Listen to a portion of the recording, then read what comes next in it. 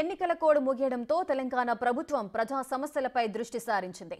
Parliament ఎన్నికల కోడ్తో నిన్నటి వరకు తాత్కాలికంగా ప్రజావాణి నిలిపివేశారు. ఇప్పుడు కోడ్ ముగియడంతో నేటి నుంచి మళ్లీ ప్రజావాణి ప్రారంభం కాబోతోంది. సమస్యల పరిష్కారం కోసం వివిధ జిల్లాల నుంచి జనం ప్రజాభవన్కు వస్తున్నారు.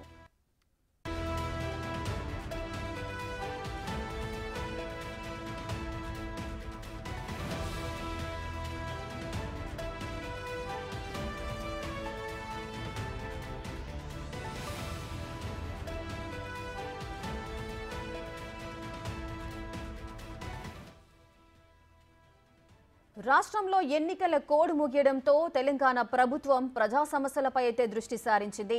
మొన్నటి వరకు పార్లమెంటు ఎన్నికలతో బిజీగా ఉన్న రెండు తెలుగు రాష్ట్రాలు ఇప్పుడు ఎన్నికలన్నీ కూడా పూర్తి చేసుకున్నాయి. ఇక ప్రజా సమస్యలపై అయితే దృష్టి సారించాయి. ఇక నిన్నటితో కోడ్ ముగియడంతో ఇవాల్టి నుంచి మళ్లీ ప్రజావాణి ప్రారంభం కాబోతోంది. తెలంగాణలో సమస్యల పరిష్కారం కోసం వివిధ జిల్లాల నుంచి కూడా జనం ప్రజాభవన్కి అయితే వస్తున్నారు.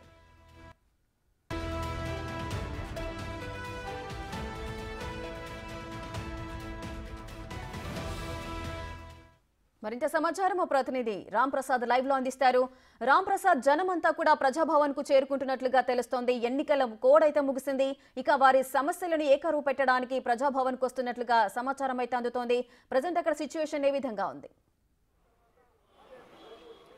రేఖ, మనం చూసినట్లయితే తెలంగాణ రాష్ట్రంలో ప్రజాపాలన ఏర్పడిన అనంతరం రాష్ట్ర ముఖ్యమంత్రి రేవంత్ రెడ్డి అయితే ప్రగతి భవన్ కాస్త ప్రజాభవన్గా మార్చి రాష్ట్రంలో ఉన్నటువంటి ప్రజలందరినీ సమస్యలకు పరిష్కారం అందించడమే లక్ష్యంగా అయితే మనం చూసాం. మనం ప్రస్తుతం జ్యోతిరావు పూలే ప్రజాభవన్ దగ్గర ఉన్నాం. మనం ఇక్కడ చూడవచ్చు, ఉదయం నుంచి కూడా ప్రజలందరూ కూడా వివిధ జిల్లాల నుంచి కూడా ఇక్కడికి చేరుకోవడం జరుగుతుంది. వారికి ఉన్నటువంటి సమస్యలు మనం చూసినాం. గత కొద్ది రోజులుగా దేశవ్యాప్తంగా చాలా రాష్ట్రాల్లో కూడా పార్లమెంట్ ఎన్నికలు జరిగిన నేపథ్యంలో అయితే పార్లమెంట్ కోడ్ నిన్నటితో ముగియడంతో ప్రతి మంగళవారం శుక్రవారం జరగనున్నటువంటి యొక్క ప్రజావాణి కార్యక్రమానికి అయితే పెద్ద ఎత్తున ఈ రోజుతో ప్రారంభంగా అవుతున్నటువంటి నేపథ్యంలో కూడా తొలి రోజు కూడా చాలామంది, అంటే మనం చూస్తున్న గత 2 నెలలు కూడా ప్రజావాణి కార్యక్రమానికి బ్రేక్ పడిన నేపథ్యంలో ప్రజలందరూ కూడా ఒక్కసారి ప్రజాభవన్కి రావడంతో ఇక్కడ ప్రజల దరఖాస్తులతో అయితే ఇక్కడ ప్రజాభవన్ అంతా కూడా కిక్కిరిసిపోయిందని చెప్పవచ్చు. ఇక్కడికి వచ్చేటువంటి ప్రజలకు అన్ని రకాల ఏర్పాట్లను కూడా ఇక్కడ సంబంధిత అధికారులు ఏర్పాటు చేయడం జరిగింది. ముఖ్యంగా ఈ ప్రజాభవన్ పరిసర ప్రాంతాలలో కూడా భారీగా పోలీసులు బందోబస్తు ఏర్పాటు చేయడంతో పాటు వచ్చినటువంటి ప్రజలందరికీ కూడా లోపలికి తీసుకోవడంతో పాటు వారికి ఏదైతే తొలిగా ఇక్కడ దరఖాస్తులకు సంబంధించినటువంటి రిజిస్ట్రేషన్ అనంతరం కూడా వారికి సంబంధించినటువంటి దరఖాస్తులను అధికారుల దృష్టికి తీసుకువెళ్ళి అధికారులకు దరఖాస్తు చేసుకునేటువంటి ఒక ప్రక్రియకు కూడా అవకాశం కల్పిస్తూ ఉన్నారు. మనం ఇక్కడ చూడవచ్చు, చాలామంది ఇక్కడ బాధితులు కూడా ఉన్నారు. వారి సమస్యల పరిష్కారం కోసం వచ్చిన వాళ్ళు వారి గురించి అడిగి తెలుసుకునే ప్రయత్నం చేద్దాం. బ్రదర్, చెప్పండి, మీ సమస్య ఏంటి? మీరు ఎక్కడి నుంచి వచ్చినారు? సార్, నా పేరు హనుమంతు. మేము వనపర్తి డిస్ట్రిక్ట్ నుంచి వచ్చాము. మాది రోడ్ సమస్య సార్. గత 4 సంవత్సరాలుగా మాకు రోడ్డు గురించి పోరాడుతూ ఉన్నాము. గతంలో మాకు బండ్ల బాట ఉండేది, రైతులకి పొలం బాట. అయితే అది పట్టా పొలం అని చెప్పేసి పట్టాదారులు వచ్చేసి దాన్ని ఇది మా పట్టా పొలం నుంచి తవ్వేశారు. అయితే మాకు పర్మనెంట్ సొల్యూషన్ కావాలని చెప్పేసి మా ఊరి చుట్టుపక్కలకి వెళ్ళి గవర్నమెంట్ భూమి ఉంది. ఆ భూమి గుండా మాకు రోడ్ వస్తే పర్మనెంట్గా ఉంటుందన్న ఉద్దేశంతో మేము జిల్లా స్థాయి అధికారుల దగ్గరికి ఫస్ట్ ఎంఆర్ఓ దగ్గరికి వెళ్ళాము. ఎంఆర్ఓ తర్వాత అక్కడ సమస్య పరిష్కారం కాకపోతే ప్రజావాణి ఉంది కదా, మన కలెక్టర్ సార్ దగ్గరికి వెళ్తే మాకు సమస్య పరిష్కారం అవుతుందని చెప్పేసి కలెక్టర్ గారి దగ్గరికి వెళ్ళాము. 2020 మార్చిలో వెళ్ళాం ఫస్ట్ కలెక్టర్ గారి దగ్గరికి. అప్పటి నుంచి మా సమస్యని వాళ్ళు తొందరగా క్లియర్ చేస్తారని చెప్పేసి తిరుగుతూ ఉన్నాము. ఇవాళ అవుతుంది, రేపు అవుతుంది అని చెప్పేసి ప్రాసెస్ చేస్తూనే ఉన్నారు. కానీ 4 సంవత్సరాలకి వెళ్ళి ఎలాంటి ప్రాసెస్ చేస్తారో మాకైతే అర్థం కాలేదు. కానీ అధికారులు ఎక్కడ ఎలా ఉంటారో తెలియదు. కానీ మా వనపర్తి డిస్ట్రిక్ట్లో మాత్రం చాలా డిలే ఉన్నారు. మా ఇంతటి సమస్య నా ఒక్కని సమస్య కాదు. నా ఒక్కని సమస్య అయినట్టయితే అది ఏదో చిక్కుముడిలో ఉండొచ్చు అని చెప్పేసి నేను అనుకోవచ్చు. కానీ ఇది మా ఊరి సమస్య. మాకు ఇంతమందికి మాకు కనీసం అంబులెన్స్ రావడానికి, మాకు చిన్న 3 పైల బండి పోవడానికి కూడా మాకు రోడ్డు అనుకూలంగా లేకుండా పోయింది. అందు గురించి అని చెప్పేసి మేము 4 సంవత్సరాలకి వెళ్ళి తిరుగుతూ ఉన్నాము. ఎంతో కాలానికి లాస్ట్ టైం నిరంజన్ రెడ్డి సార్కి రిక్వెస్ట్ చేయంగా వాళ్ళు కొంచెం ఎమ్మెల్యే ఫండ్స్లోకి వెళ్ళి కొంచెం అమౌంట్ ఇస్తాము చేయించుకోండి అని చెప్తే మేము గవర్నమెంట్ భూమిలోకి వెళ్ళి కొంచెం కొంతవరకు రోడ్డు ఒక 90% దాకా కంప్లీట్ చేయడం జరిగింది. దాంట్లో మాకు ఒక 4 గుంటలంతా ప్రైవేటు పట్టా ల్యాండ్ ఉందని చెప్పేసి ఆ పట్టేదారులు కోర్టులో కేసు పెట్టేసి దాన్ని ఆపేశారు. కానీ అదే పట్టాదారి ఎవరైతే 4 గుంటల భూమి ఉందని చెప్పేసి అంటున్నారో ఆయనకి దాదాపు 4 ఎకరాల భూమి గవర్నమెంట్ భూమిని వాళ్ళు క్లీన్ చేసేసుకొని చదువు చేసేసుకొని వాళ్ళు వ్యవసాయం చేసుకుంటూ ఉన్నారు. మేమన్నాము, సార్ మీరు ఈ 4 ఎకరాలు ఆయన దున్నుకొని తింటుండు కదా, దీంట్లోకి వెళ్ళి ఆయనకి పట్ట చేయండి, పట్ట చేసి మాకు ఆయన పట్ట ఉన్న దారిలోకి వెళ్ళి మాకు రోడ్ కల్పించండి అని చెప్పేసి మేము రిక్వెస్ట్ చేస్తూ ఉన్నాము అధికారులకి. కానీ ఎంత చేసినా కూడా అధికారులు అయితే చాలా డిలే చేస్తారు. అవుతుందని చెప్తున్నారు, కాదని అనట్లేదు, కానీ అవుతుందని చెప్తున్నారు. కానీ ఇప్పటిదాకైతే మా సమస్యను పరిష్కారం చేయలేదు. ఇక 4 సంవత్సరాలకి వెళ్ళి తిరిగి అలసిపోయి మేము లాస్ట్కి ఇప్పుడు రేవంత్ సార్ ఇప్పుడు మనకి ప్రజావాణి పెట్టారు కాబట్టి మాకు ఇక్కడనే న్యాయం జరుగుతుందన్న ఉద్దేశంతో చివరి ప్రయత్నంగా ఇందాక వచ్చాం సార్. ఇది పరిస్థితి. మనం చూసినట్లయితే వ్యక్తిగత సమస్యలతో పాటు గ్రామానికి రోడ్డు కావాలి, అంబులెన్స్ అంటే ఏదైనా ప్రమాదం జరిగినప్పుడు అంబులెన్స్ రావడానికి కూడా అవకాశం లేదంటూ అయితే వనపర్తి జిల్లా నుంచి కూడా రావడం జరిగింది. మనం ఇక్కడ చూద్దాం మరికొంతమంది. సార్ చెప్పండి, మీరు ఎక్కడి నుంచి వచ్చారు, మీరే సమస్యను ఇక్కడ దరఖాస్తు చేసుకోవడానికి వచ్చారు? నా పేరు సాంబయ్య నాయక్ అండి. నేను డ్రగ్ ఇన్స్పెక్టర్గా పనిచేసినాను 33 సంవత్సరాలు, 1989 నుంచి 2019 వరకు. నేను దిల్సుఖ్నగర్ నుంచి వచ్చినానండి. నేను 2003లో నా పైన ACB case, assets case register అయిందండి. నాకు 22 ఎకరాల ల్యాండ్ మాసాయిపేట మండలము తూఫ్రాను మెదక్ డిస్టిక్లో ఉందండి. అది 97లో రిజిస్టర్ చేసుకున్నాను ల్యాండ్. ఆ ల్యాండ్ ఉన్నందునే నా మీద ఏసీబీ కేసు పెట్టినారు 2003లో. ఆ సేమ్ ల్యాండ్ 22 ఎకరాల ల్యాండ్ ఈరోజు 3 సార్లు రిజిస్టర్ అయిపోయిందండి. అది కేసు ఇక్కడ పెండింగ్నే ఉన్నది. 23 సంవత్సరాల నుంచి నా కోర్టు చుట్టూ తిరుగుతున్నానండి. ఆ కేసు ఇంతవరకు తెగలేదు. సర్వనాశనం అయిందండి నా లైఫ్, నా సర్వీస్ అంతా నాశనం చేశారు.